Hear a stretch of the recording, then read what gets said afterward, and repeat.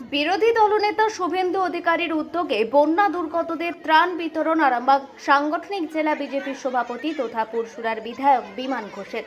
শনিবার তিনি তার নিজের বিধানসভা এলাকা পুরসুরার জাংরি, সারদা ও কৃষ্ণনগর এলাকায় বন্যা দুর্গতদের ত্রাণ বিতরণ করেন। পরে তিনি আরামবাগ বিধানসভার অন্তর্গত আরান্ডি ও মাধবপুর পঞ্চায়েত এলাকার বন্যা দুর্গতদের হাতে ত্রাণ তুলে দেন।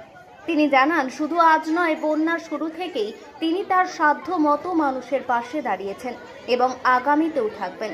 আজ দুই বিধানসভা মিলিয়ে মোট 350 জন দুর্গত মানুষের হাতে ত্রাণ তুলে দিয়েছেন বলেও জানান বিমানবাবু। আজ পুরসুরা বিধানসভার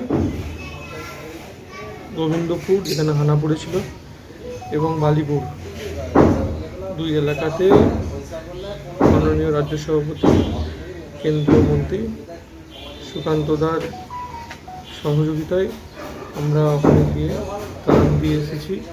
বন্যা দুর্গত মানুষদের পাশে প্রতিদিনই আমাদের সকাল থেকে রাত্রিবেলা পর্যন্ত এখন এই কাজটাই একমাত্র কাজ, যে মানুষের সেবা কাজ।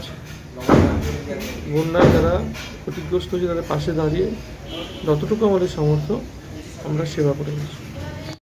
গণেশ চতুর্থী ও বিশ্বকর্মা পুজো উপলক্ষে একমাত্র বাজাজের অনুমোদিত ডিলার আরামবাগী অটো বাজাজ নিয়ে এলো অভিনব অফার। প্রতিটি গাড়ি ক্রয়ের সাথে আপনি পেয়ে যাবেন smart watch, raincoat, Bluetooth speaker অথবা ক্যাশ ডিসকাউন্ট।